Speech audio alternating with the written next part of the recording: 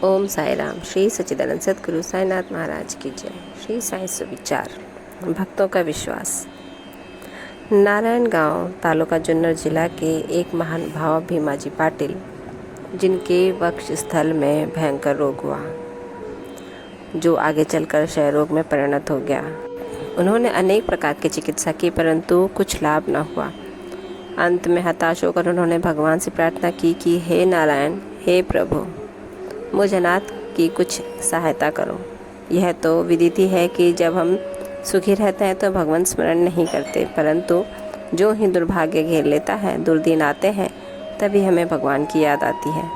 इसलिए भीमा जी ने भी ईश्वर को पुकारा।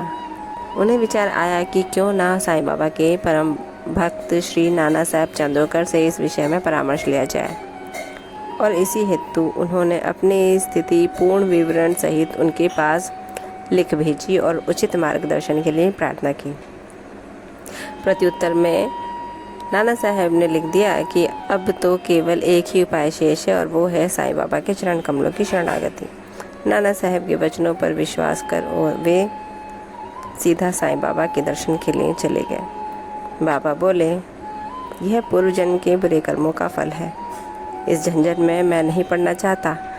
ये सुनकर रोगी अत्यंत निराश होकर करुणा स्वर में बोला कि मैं बिल्कुल निस्सहाय हूँ और अंतिम आशा से आपके श्री चरणों में आया हूँ।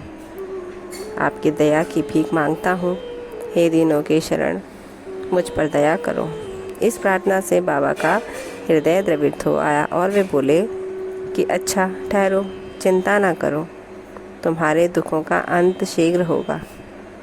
कोई कितना भी दुखित और पीड़ित क्यों ना हो, जैसे ही वो मस्जिद की सीढ़ियों पर पैर रखता है, वो सुखी हो जाता है।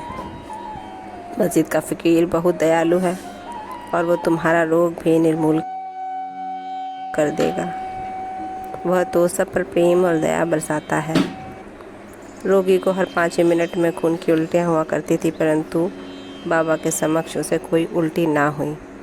जिस समय से बाबा ने अपने श्रीमुख से आशा और दयापूर्ण शब्दों से उक्त उद्गार प्रकट किए, उसी समय से रोग ने भी पलटा खाया। जैसे बाबा पर विश्वास ही रोगी का रोग समाप्त करता है।